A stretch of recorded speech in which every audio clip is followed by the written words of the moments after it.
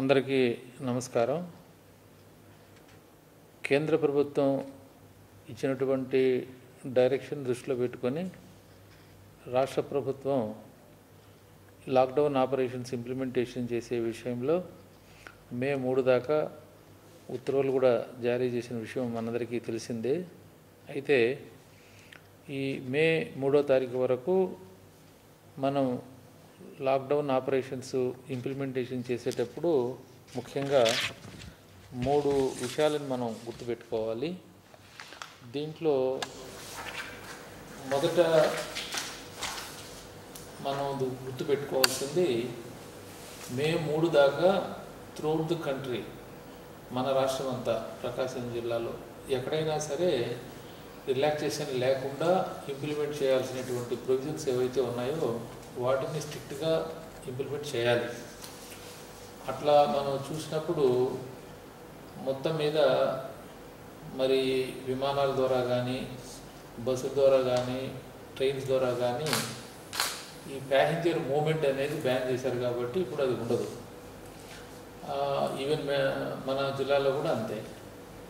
అట్లాగే మనకు inter district కానీ, inter state moment of the people కూడా మనం రెస్ట్రిక్ట్ చేయాల్సిందే.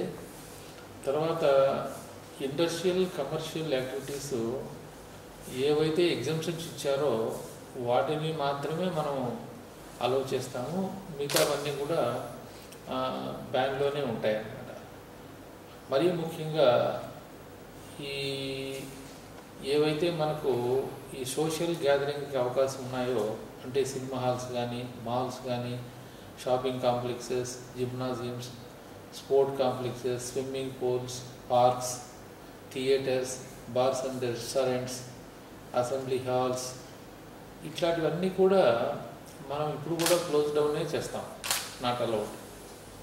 తర్వాత రిలీజియస్ కోసం పెట్టుకున్నటువంటి గ్యాదరింగ్స్ కానీ, లేదా రిలీజియస్ ఇన్స్టిట్యూషన్స్ అంటే టెంపుల్స్ కానీ, మాస్క్స్ కానీ, చర్చెస్ కానీ ఇవి కూడా క్లోజ్ డౌన్లో ఉండాల్సిందే. There is no exemption at all. తర్వాత కంగ్రిగేషన్ అనేది ఒక డెత్ సెరమనీలోనే 20 మంది వరకు ఉండొచ్చు, అంతకంటే ఎక్కువ ఉండడానికి వీల్లేదు. సో అందువల్ల మే 3 దాకా కూడా ఇప్పుడు నేను ప్రస్తావించినటువంటి విషయాలన్నీ కూడా 100% ఎన్ఫోర్స్మెంట్లు ఉంటాయి. కాబట్టి ప్రజలందరూ కూడా గమనించాలా. ఇప్పుడు 14 తర్వాత ఏదో మళ్ళీ లాక్డౌన్ ఆపరేషన్స్ క్లోజ్ అయినటువంటి ఒక భావనలోకి రావద్దని చెప్పి సందర్భంగా తెలియజేస్తున్నా.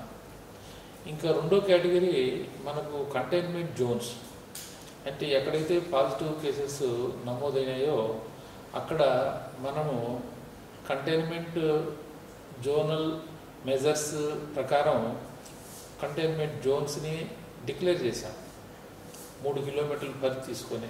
అట్లాగే 3 కిలోమీటర్ల పైన కూడా అర్బన్ ఏరియాలో అయితే 5 కిలోమీటర్ల వరకు, రూరల్ ఏరియాస్లో అయితే 7 కిలోమీటర్ల వరకు బఫర్ జోన్ కూడా ఉంటుంది. సో ఈ కంటైన్మెంట్ జోన్స్లో ఏవైతే మనం స్ట్రిక్ట్గా ఇప్పుడు ఇంప్లిమెంట్ చేస్తున్నామో ఆ మెజర్స్ అన్నీ కూడా యథావిధిగా కొనసాగుతాయి మే 3 దాకా. సో ఈ విషయాన్ని కూడా ప్రజలు గమనించాలి. అంటే అక్కడ ఈ పెరిమీటర్ కంట్రోల్ కానీ, తర్వాత హౌస్ హోల్డ్ సర్వే హాట్స్పాట్లో కంటిన్యూస్గా చేస్తూ ఎవరైనా సింటమాటిక్ కేసెస్ ఏమైనా దృష్టికి వస్తాయా, ఇట్లాంటి ఆపరేషన్స్ అన్నీ కూడా కంటిన్యూ అవుతాయి. ప్రజలు ఇష్టం వచ్చినట్టు అక్కడ తిరగడానికి అయితే అవకాశం ఏం లేదు ఇప్పుడు.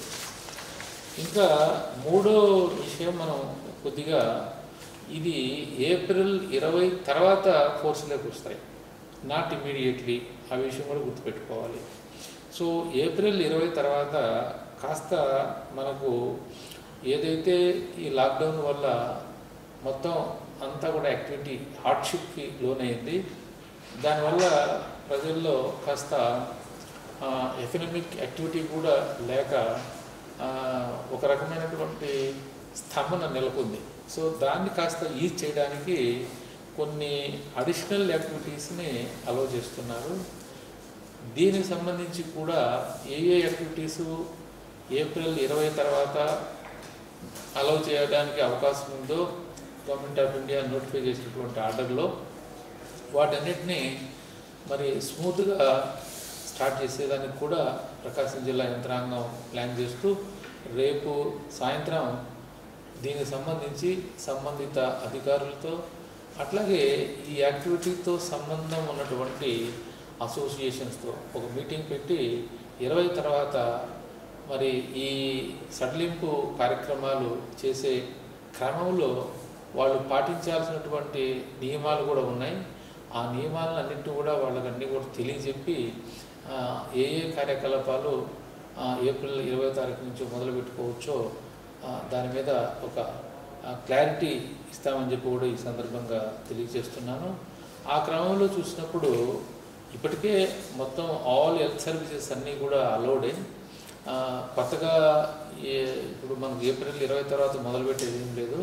ఇది వరకు మనం ఈ లాక్డౌన్ ఆపరేషన్స్ ఇంప్లిమెంటేషన్ చేసేటప్పుడు కూడా ఎక్సెప్షన్స్ కేటగిరీలో హెల్త్ సర్వీసెస్ ఉన్నాయి. అందువల్ల ఆల్ హెల్త్ సర్వీసెస్ అన్నీ కూడా వాళ్ళ యొక్క ఫంక్షన్స్ వాళ్ళు చేసుకోవచ్చు. అట్లాగే అగ్రికల్చర్ సెక్టర్లో కూడా ప్రధానంగా హార్వెస్టింగ్ ఆపరేషన్స్, ప్రొక్యూర్మెంట్ ఆపరేషన్స్, తర్వాత ఈ ప్రాసెస్లో movement of agriculture produce from state to state, from district to district, అట్లాగే మరి ఈ రిలేటెడ్గా అంటే అగ్రికల్చర్ రిలేటెడ్గా ఏవైతే మనకు ఈ manufacturing, distribution, retail of fertilisers, pesticides, seeds ఇవన్నీ కూడా ఇప్పుడు మనం స్టార్ట్ చేసుకోవడానికి ఏప్రిల్ 20 తర్వాత అవకాశం ఉంది. అట్లాగే ఫిషరీస్కి సంబంధించి కూడా అన్ని యాక్టివిటీస్ని అలో చేస్తున్నారు. దీంట్లో ప్రధానంగా మరి ఫీడింగ్ కానీ అట్లాగే హార్వెస్టింగ్ కానీ ప్రాసెసింగ్, ప్యాకేజింగ్, కోల్డ్ చైన్, ఆ తర్వాత సేల్, మార్కెటింగ్ ఇవన్నీ కూడా ఫిషరీకి సంబంధించి చేసుకోవచ్చు 20 తర్వాత. హ్యాచరీస్, తర్వాత ఈ కమర్షియల్ అక్వాకల్చర్ యాక్టివిటీస్ ఇవంతా కూడా పర్మిట్ చేస్తాం.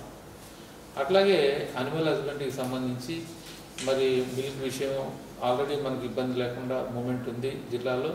అట్లాగే మరి ఈ animal husbandry farms, poultry farms కానీ, హ్యాచరీస్ కానీ ఇవన్నీ కూడా మనం ఇప్పుడు స్టార్ట్ చేసుకోవచ్చు 20 తర్వాత.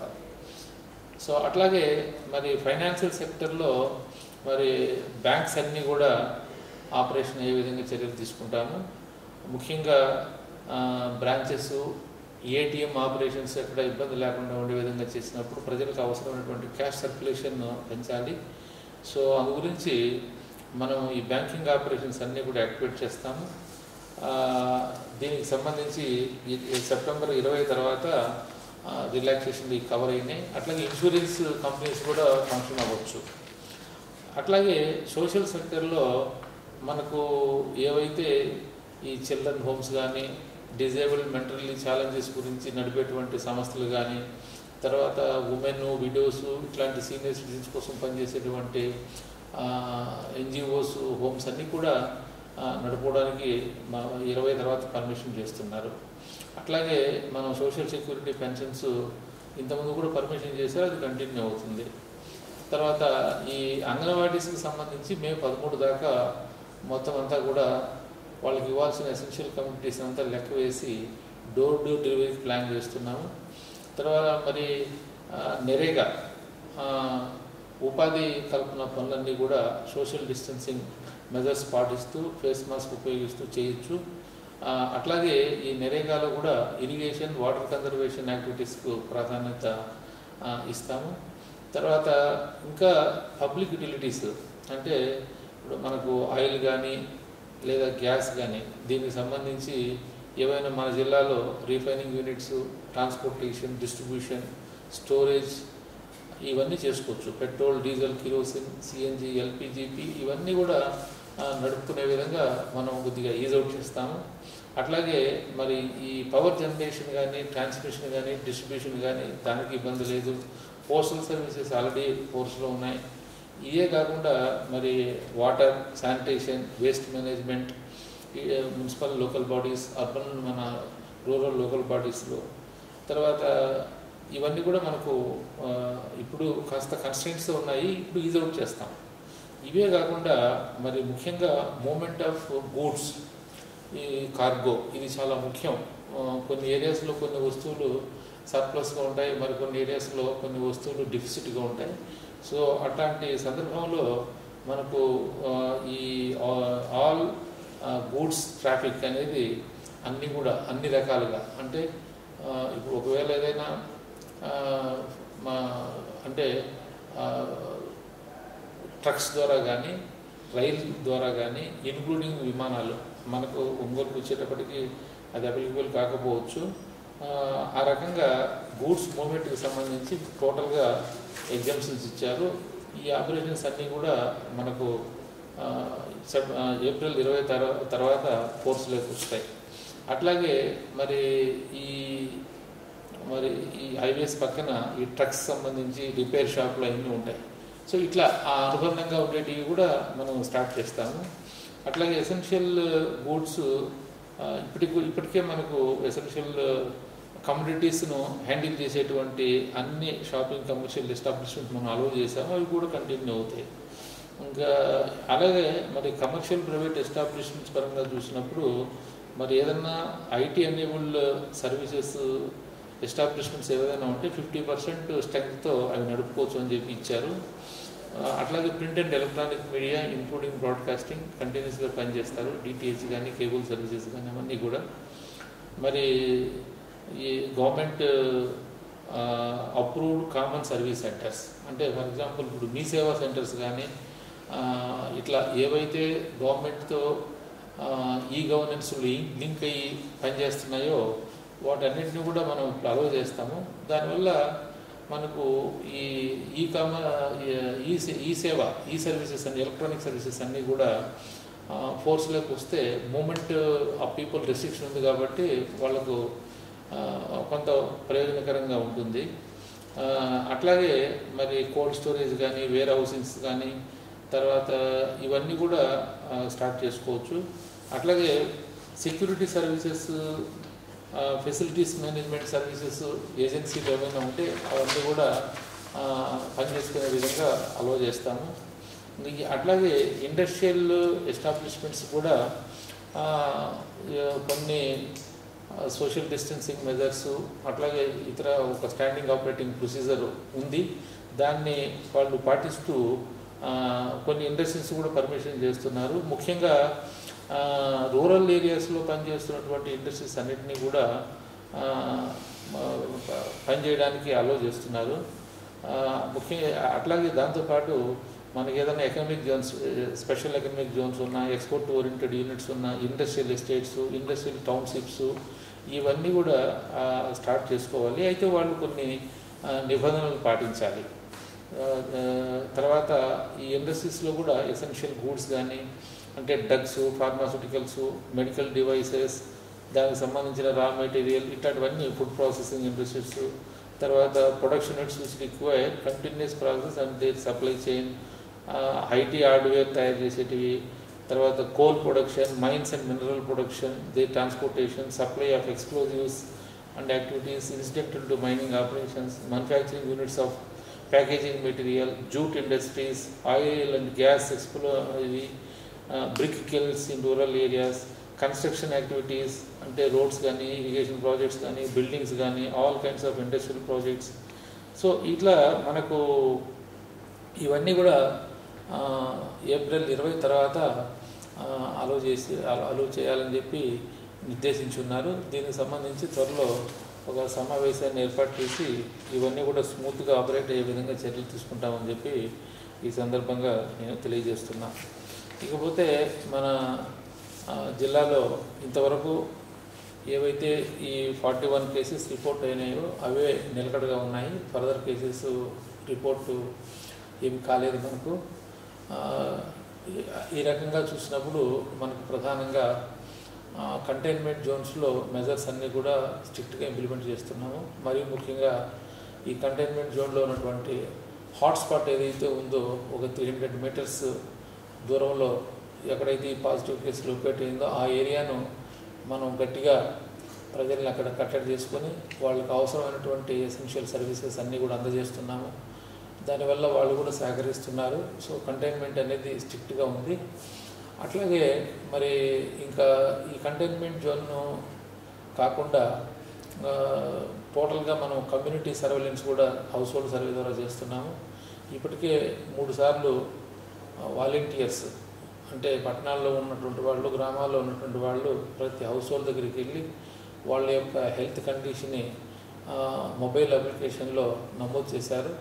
సో దీనివల్ల మనకు ప్రజల్ని మనము ప్రభుత్వం తరఫున వాలంటీర్ వెళ్ళి ఇంటికి పలకరించి వాళ్లకు ఈ కరోనా విషయాల మీద కాస్త సెన్సిటైజ్ చేస్తూ వాళ్ళ హెల్త్ కండిషన్ అడగడం అనేది ఇక్కడ మనం గమనించాల్సినటువంటి విషయం. దీనివల్ల ప్రజల్లో ఒక మనోధైర్యం అనేది నెలకొనేదానికి అవకాశం ఉంది. అట్లాగే మరి ఆ కుటుంబాల్లో ఎవరైనా సరే హై రిస్క్ ఫ్యాక్టర్తో ఉన్న వాళ్ళైనా, కోవిడ్ సిమ్టమ్స్తో ఉన్నటువంటి వాళ్ళైనా వాళ్ళందరినీ కూడా వీళ్ళు అడుగుతున్నారు. కాబట్టి మనకు ఎవరికైనా సిమ్టమ్స్ ఉంటే దృష్టికి వస్తుంది, వాళ్ళ వెంటనే ఏఎన్ఎం దృష్టికి తీసుకెళ్ళి ఆ తర్వాత మెడికల్ లైన్లో వాళ్ళు వచ్చేస్తారు.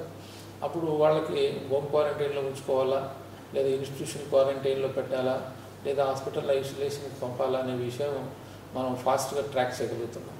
సో ఆ రకంగా ప్రకాశం జిల్లాలో ఇప్పటి వరకు 52,000 పైచిలకు మరి ఎవరికైతే హై రిస్క్ ఫ్యాక్టర్స్ ఉన్నాయో వాళ్ళందరినీ కూడా రిపీటెడ్గా వాలంటీర్స్ టచ్ చేశారు.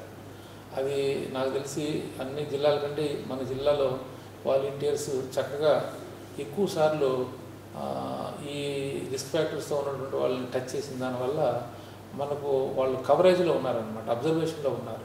సో వాళ్ళకి ఏదైనా సరే ఏమాత్రం వాళ్ళ హెల్త్ కండిషన్ కాంప్లికేషన్ అయిన వెంటనే మనం వాళ్ళని ఇప్పుడు పికప్ చేసుకొని మనం హాస్పిటల్ సర్వీస్ ఎక్స్టెండ్ చేయడానికి అవకాశం ఉంది. సో ఆ రకంగా ఈ కమ్యూనిటీ సర్వేలెన్స్ అనేది సక్సెస్ఫుల్గా ఇంప్లిమెంటేషన్ ఉంది మన జిల్లాలో.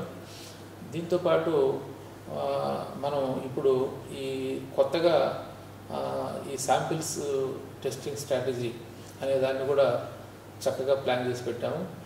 మనం ఇప్పుడు 4 రకాలుగా శాంపిల్స్ తీసుకునే విధంగా మనం ప్లాన్ ఆఫ్ యాక్షన్ తయారు చేశాము. దీని ప్రకారం మనం విఆర్డిఎల్ ద్వారా ఇప్పటికి ఇచ్చిన టార్గెట్ ప్రకారం 700 శాంపిల్స్ కలెక్ట్ చేయడానికి మనం అరేంజ్మెంట్ చేశాము. ఇప్పటికే 50% శాంపిల్స్ తీసేయడం కూడా జరిగింది. ఈ విఆర్డిఎల్ 700 శాంపిల్స్ అన్నీ కూడా కంటైన్మెంట్ జోన్స్లోనే మాత్రం తీస్తాము. అక్కడ కూడా ఎవరికైతే మరి ఈ ప్రైమరీ కాంటాక్ట్స్ లేదా సెకండరీ కాంటాక్ట్స్ ఉన్నటువంటి వాళ్ళు హై రిస్క్తో ఉన్నటువంటి వాళ్ళ వరకు మాత్రమే కంటైన్మెంట్ జోన్లో పరిమితం చేస్తున్నాము. ఆ రకంగా ఈ 700 శాంపిల్స్ తీసిన దానివల్ల ఈ కంటైన్మెంట్ జోన్లో మనకు మరి ఈ కరోనా ఏదైతే వైరస్ ఉందో దాని యొక్క స్ప్రెడ్ ఎంత మేరకు ఉందనేది మనకు నిర్ధారణ అవుతుంది. ఇంకా రెండోది మనం TrueNAT మిషన్స్ ద్వారా కూడా శాంపిల్స్ కలెక్ట్ చేయడానికి మనం అరేంజ్మెంట్ రెడీ చేసుకుంటున్నాము. ఈ TrueNAT టెస్టింగ్ ల్యాబ్స్ జిల్లాలో 4 ఎస్టాబ్లిష్ చేస్తున్నాము. ఒకటి ఒంగోలులో మరి జనరల్ హాస్పిటల్ ప్రెమిసెస్లో ఉన్నటువంటి పీపీ యూనిట్లో పెడుతున్నాము. ఇక ఇంకొకటి మార్కాపూర్లో డిస్ట్రిక్ట్ హాస్పిటల్లో పెడుతున్నాము. ఆ తర్వాత కందుకూరు ఏరియా హాస్పిటల్లో పెడుతున్నాము. చీరాల ఏరియా హాస్పిటల్లో కూడా పెడుతున్నాము. వీటికి ఏరియా ఆఫ్ ఆపరేషన్ కూడా ట్యాగ్ చేయడం జరిగింది. ఇప్పుడు చీరాల్లో ఉన్నటువంటి ఈ TrueNAT టెస్టింగ్ ల్యాబ్కి చీరాల మరియు పరుచూరు అసెంబ్లీ కాన్స్టిట్యున్సీని రెండింటిని ట్యాగ్ చేశాము. మరి ఒంగోలులో ఉన్నటువంటి ఈ TrueNAT ల్యాబ్ సెంటర్కి మనం 4 అసెంబ్లీ కాన్స్టిట్యున్సీని ట్యాగ్ చేశాము. దీంట్లో దర్శి, అద్దంకి, తర్వాత ఒంగోలు, ఎస్ఎన్పాడు. కందుకూరులో ఉన్నటువంటి ఈ TrueNAT ల్యాబ్ సెంటర్కి కందుకూరు, కనిగిరి, కొండెపి ఈ 3 కాన్స్టిట్యున్సీలు ట్యాగ్ చేశాము. మార్కాపూర్ డిస్ట్రిక్ట్ హాస్పిటల్లో పెట్టే సెంటర్కి మార్కాపూర్తో పాటు ఎర్రగొండపాలెం, గిద్దలూరు ట్యాగ్ చేశాము. సో దీంట్లో కూడా మనం శాంపిల్స్ ఎవరికి తీయాలనే దాని మీద క్లారిటీ ఇచ్చాము. ఈ TrueNAT మిషన్స్ శాంపిల్స్ మనం కవరేజ్ పాయింట్ ఆఫ్ వ్యూలో చూసినప్పుడు ఇది కూడా మనకు ప్రధానంగా ఈ కంటైన్మెంట్ జోన్లోనే మనం తీస్తాము. అయితే ఇక్కడ మైల్డ్ లేదా మోడరేట్ సిమ్టమ్స్ ఉన్నటువంటి వారిని మాత్రమే మనం దృష్టిలో పెట్టుకుంటాము. అట్లాగే ఎవరైతే ఈ హాట్స్పాట్స్లో పనిచేస్తున్నారో ఫ్రంట్ ఎండ్లో ఉన్నటువంటి వర్కర్స్, హెల్త్ వర్కర్స్ కావచ్చు, అంటే ఏఎన్ఎంస్ కానీ, ఆశా వర్కర్స్ కానీ, అట్లాగే శానిటేషన్లో పనిచేసినటువంటి శానిటరీ వర్కర్స్, అట్లా ఇంకా ఎవరైనా సరే ఈ హాట్స్పాట్ ఏరియాలో పనిచేసినటువంటి ఎంప్లాయీస్ వాళ్ళు రెగ్యులర్ కావచ్చు, అవుట్సోర్సింగ్లో ఉన్న వాళ్ళు కావచ్చు, వాళ్ళను కూడా మనము ఈ కవరేజ్లో తీసుకొని టెస్ట్ చేస్తాం. దానివల్ల వాళ్ళ యొక్క పరిస్థితి కూడా మనకు అర్థమవుతుంది. ఇంకా మూడో రకమైనటువంటి మెథడ్ ఆఫ్ టెస్టింగ్ ఏంటంటే క్లియా టెస్ట్లు అంటాము. ఈ క్లియా టెస్ట్కి మనము ఇంట్రావాసిక్యులర్ బ్లడ్ శాంపిల్ తీస్తాము. దీనికి సంబంధించి ఒంగోలు జనరల్ హాస్పిటల్లో ఈ మెషిన్ సెట్ చేసాము. రోజుకు మనం ఈ క్లియర్ టెస్ట్ ద్వారా 1000 మంది శాంపిల్స్ కలెక్ట్ చేయడానికి అవకాశం ఉంది. అయితే దీనికి మనము శాంపిల్ తీసుకోవడానికి నిర్దేశించుకున్నటువంటి జోన్ ఏంటంటే buffer zones of containment Jones. అంటే మనకు జిల్లాలో 12 కంటైన్మెంట్ జోన్స్ ఉన్నాయి. అర్బన్ ఏరియాస్లో అయితే మనకు 3 కిలోమీటర్ల పైన 5 కిలోమీటర్ల లోపల ఉన్నటువంటి పరిధిని మనం బఫర్ జోన్ అంటాం. అట్లాగే రూరల్ ఏరియాలో మరి ఈ 3 కిలోమీటర్లు లోపు అంటే 3 కిలోమీటర్లు పైన 7 కిలోమీటర్ల లోపు ఉన్నాయని బఫర్ జోన్ అంటాం. సో ఈ రకంగా కంటైన్మెంట్ జోన్కి పెరిఫెరల్గా ఉన్నటువంటి ఈ బఫర్ జోన్లో మనం క్లియా మిషన్కి సంబంధించిన శాంపిల్స్ అన్నీ కూడా కలెక్ట్ చేస్తాం. సో దీనివల్ల మనకు ఈ కంటైన్మెంట్ జోన్లో నుంచి మరి బఫర్ జోన్లో ఏమన్నా స్ప్రెడ్ అయిందా కమ్యూనిటీలో అని నిర్ధారణ అవుతుంది దీనివల్ల, ఈ క్లియర్ టెస్ట్ల వల్ల. సో ఈ రకంగా ఈ బఫర్ జోన్స్లో లేదా పెరిఫెరల్ జోన్స్లో మనం క్లియర్ టెస్ట్ ద్వారా ఎక్కువ సంఖ్యలో శాంపిల్స్ కలెక్ట్ చేసి మన జిల్లాలో ఈ స్ప్రెడ్ ఎలా ఉందనే దాని మీద నిర్ధారణకు రావడానికి ఒక అవకాశం ఉంది. ఇంకా 4వ రకమైనటువంటి మెథడ్ ఆఫ్ టెస్టింగ్ వచ్చి ఆర్డిటి కిట్స్ అంటున్నాను. అంటే ర్యాపిడ్ డయాగ్నోసిస్ టెస్ట్ అన్నమాట. దీనికి కిట్స్ ద్వారా మనం టెస్ట్ చేయడానికి అవకాశం ఉంది. ఈ కిట్స్ మనకు రావాల్సింది గవర్నమెంట్ నుంచి పంపిస్తున్నారు. అయితే ఇది శాంపిల్ పరంగా చూసినప్పుడు మనం షుగర్ వ్యాధి కోసం యాక్యూట్ చెక్ మిషన్ ఎలాగా ఒక బ్లడ్ ప్రిక్ తీసుకుంటామో అదే రకంగా ఈ కిట్ బ్లడ్ ప్రిక్ ద్వారా టెస్ట్ చేయడం జరుగుతుంది. ఇప్పుడు దీనికి కావాల్సినటువంటి ఈ టార్గెట్ గ్రూపు ఎవరు అంటే ఇప్పుడు నేను చెప్పినట్టు కంటైన్మెంట్ జోను, బఫర్ జోను పోను మిగిలిపోయినటువంటి ఏరియా జిల్లాలో ఏదైతే ఉందో దాంట్లో మనం పిహెచ్సి వారిగా మనం టార్గెట్ పెట్టుకొని ఈ ఆర్డిటి టెస్ట్ ద్వారా మనం నిర్ధారణ చేసుకుంటాము. అంటే అప్పుడు దానివల్ల మనకు కంటైన్మెంట్ జోన్, బఫర్ జోన్ పోను మనకు గ్రీన్ జోన్స్ ఉన్నాయి. ఈ గ్రీన్ జోన్స్లో కూడా మనం ఇప్పుడు అక్కడ కేసెస్ రిజిస్టర్ కాలేదు కాబట్టి గ్రీన్ జోన్ అనుకుంటున్నాము. బట్ కమ్యూనిటీలో ఉందో లేదో మనకు తెలియదు. కాబట్టి ఇప్పుడు మనము ఈ ఆర్డిటి అంటే ర్యాపిడ్ డయాగ్నోసిస్ టెస్ట్ ద్వారా మరి పెద్ద స్కేల్లో పిహెచ్సిని యూనిట్గా తీసుకొని ఈ టెస్ట్ కూడా చేస్తాం. ఇది మన పిహెచ్సి మెడికల్ ఆఫీసర్స్ కిట్లు ఇచ్చి మరి ఏఎన్ఎంస్ వాళ్ళు ఫీల్డ్లో ఉంటారు కాబట్టి శాంపిల్ ఎట్లా కలెక్ట్ చేయాలనేది ప్రభుత్వం నిర్దేశించింది. దాని ప్రకారం మనం ఎవరైతే టార్గెట్ పర్సన్స్గా తీసుకుంటామో వాళ్ళందరినీ కూడా పిహెచ్సికి మొబిలైజ్ చేసుకొని మెడికల్ ఆఫీసరు ఈ ర్యాపిడ్ టెస్ట్ కూడా చేస్తారు. సో ఈ రకంగా మనకు గవర్నమెంట్ నిర్దేశించినటువంటి మార్గదర్శకాలను దృష్టిలో పెట్టుకొని ప్రకాశం జిల్లాలో ఈ కలెక్షన్ ఆఫ్ శాంపిల్స్ టెస్టింగ్ ఫెసిలిటీస్ను ఆల్ ఆఫ్ సడన్ స్కేలప్ చేసేసామన్నమాట. సో దీనివల్ల కొన్ని వేల మందికి మనం రాబోయే 14 రోజులు, రాబోయే 28 రోజులు అంటే 28 రోజులు ఈ ప్రక్రియ కొనసాగుతుంది. మరి దానివల్ల జిల్లాలో ఈ కరోనా వైరస్ స్ప్రెడ్ మనకు క్లారిటీ వస్తుంది. కాబట్టి ప్రజలందరూ కూడా ఈ కలెక్షన్ ఆఫ్ శాంపిల్స్ విషయంలో సహకరించాలని చెప్పి మనం చేసుకుంటున్నాం. కంటైన్మెంట్ జోన్లో స్పెషల్ ఆఫీసర్ ఉన్నాడు, మెడికల్ ఆఫీసర్స్ ఉన్నారు, మున్సిపల్ కమిషనర్స్ లేదా ఎంపీడీఓస్ ఉన్నారు. అట్లాగే ఈ కంటైన్మెంట్ జోన్లు కాకుండా మిగతా ఏరియాను చూసుకోవడానికి కాన్స్టిట్యూన్సీకి ఒక టీంను పెట్టాం మనం. దాంట్లో స్పెషల్ ఆఫీసర్ ఉన్నారు, మెడికల్ ఆఫీసర్ ఉన్నారు, అట్లాగే ర్యాపిడ్ రెస్పాన్స్ టీమ్స్ ఉన్నాయి. సో వీళ్ళందరూ కూడా సమన్వయంతో ఈ టెస్టింగ్ శాంపిల్స్ అన్నీ కూడా చక్కగా చేయడానికి అవగాహన కూడా కల్పించాను. నిన్న సాయంత్రం మొత్తం వీళ్ళందరినీ కూడా పిలిపించుకొని కలెక్టరేట్లో ఈ కొత్తగా ఈ కలెక్షన్ ఆఫ్ శాంపిల్స్ ఎలా చేయాలి, ఏ రకమైనటువంటి క్రైటీరియా పాటించాలి, తర్వాత ఆ లాజిస్టిక్స్ ఏమి, అన్ని విషయాల మీద వాళ్ళకు అవగాహన కల్పించి ఈ ఏదైతే మనకు ఈ టెస్టింగ్ స్ట్రాటజీ ఉందో దాన్ని పక్కాగా ఇంప్లిమెంట్ చేయడానికి ఏర్పాటు సిద్ధం చేశాం. ఇంకా హాస్పిటల్ ప్రిపేర్డ్నెస్ అది చాలాసార్లు నేను ప్రస్తావించాను. ప్రకాశం జిల్లాలో ఇప్పటి వరకు 3,500 మంది పేషెంట్స్ని అట్ ఏ టైం హ్యాండిల్ చేసే విధంగా మనకు ఒంగోలు పట్టణంలో ఏర్పాటు చేసింది బెడ్ కెపాసిటీ. కాబట్టి ఇబ్బంది ఏమి లేదు. దీనికి సంబంధించి చిన్న చిన్న గ్యాప్స్ అన్నీ కూడా ఫిల్ చేసాం. ఆక్సిజన్ సప్లైని ఇంప్రూవ్ చేస్తున్నాము. వెంటిలేటర్స్ అన్నీ కూడా కోవిడ్ హాస్పిటల్స్లో పూల్ చేసి ఏర్పాటు చేశాము. తర్వాత మరి సెక్యూరిటీ కానీ శానిటేషన్ కానీ గేరప్ చేశాము. తర్వాత డాక్టర్స్కి అవసరమైనటువంటి ఏదైతే ప్రొటెక్షన్ గేర్ ఉందో అదంతా కూడా తెలుసుకుంటూ ఎప్పటికప్పుడు సప్లై చేస్తున్నాము. అన్నిటికీ మించి మరి మనకు మ్యాన్ పవర్ డెఫిషియన్సీ ఏదైతే ఉందో దాన్ని అధిగమిస్తున్నాం. ఐఎంఏతో మీటింగ్ పెట్టి ఎక్స్పర్ట్ డాక్టర్స్ ప్యానల్ చేసి పెట్టుకున్నాం. అట్లాగే కొత్తగా ఏఎన్ఎంస్ని రిక్రూట్ చేసుకున్నాం. అట్లాగే జిఎన్ఎంస్ని రిక్రూట్ చేసుకున్నాం. ఈ ల్యాబ్స్ ఇప్పుడు ఏవైతే కొత్తగా పెట్టబోతున్నామో అక్కడ రౌండ్ ది క్లాక్ 3 షిఫ్ట్లలో ఈ ల్యాబ్స్ పనిచేసే విధంగా స్టాఫ్ని కూడా డిప్లాయ్ చేశాం. సో ఈ రకంగా మనం హాస్పిటల్ ప్రిపేర్డ్నెస్ పాయింట్ ఆఫ్ వ్యూలో మరి ఎన్ని కేసులు ఆల్ ఆఫ్ సడన్ రేపు టెస్టింగ్ వల్ల పెరిగినా సరే ఆ రిక్వైర్మెంట్ని మీట్ అయ్యే విధంగా హాస్పిటల్ ప్రిపేర్డ్నెస్ సిద్ధం చేసి ఉంచామని చెప్పి ఈ సందర్భంగా తెలియజేస్తున్నాం. అట్లాగే సీఎం గారు నిన్న వీడియో కాన్ఫరెన్స్లో మరి గవర్నమెంట్ హాస్పిటల్స్ ఏవైతే ఉన్నాయో వైద్య విధాన పరిషత్ కంట్రోల్లో నడిచేటివి ప్రతి హాస్పిటల్లో కూడా ఒక 10 బెడ్స్ డెడికేట్ చేయాలి. రొటీన్ ఓపీలో ఎవరికైనా సరే అలా సడన్గా ఒక కోవిడ్ సిమ్టమ్స్ కనిపించిన పక్షంలోనే వాడిని కంగారుకు లోన్ చేసి అటు ఇటు తిప్పకుండా అదే హాస్పిటల్లో అతన్ని ఐసోలేషన్లో ఉంచి ఎలాంటి ఇబ్బంది పెట్టకుండా నిర్ధారణ చేసుకునే విధంగా ఆ ఫెసిలిటీ ఏర్పాటు చేయమన్నారు. ఆ లెక్కన 140 బెడ్స్ 14 కమ్యూనిటీ హెల్త్ సెంటర్స్లో మనం 10 బెడ్లు చొప్పున డైరెక్షన్స్ ఇవ్వడం జరిగింది మెడికల్ సూపరింటెండెంట్స్కి అందరికీ.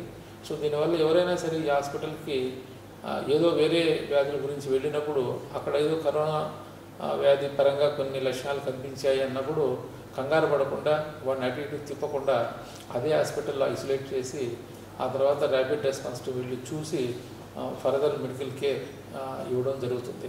సో ఈ రకంగా మన ప్రకాశం జిల్లాలో సర్వలెన్స్ పాయింట్ ఆఫ్ వ్యూలో, కంటైన్మెంట్ పాయింట్ ఆఫ్ వ్యూలో, హాస్పిటల్ ప్రిపేర్డ్నెస్ పాయింట్ ఆఫ్ వ్యూలో, samples collection and testing point of వ్యూలో పక్కాగా చర్యలన్నీ తీసుకుంటున్నామని చెప్పి తెలియజేస్తాం.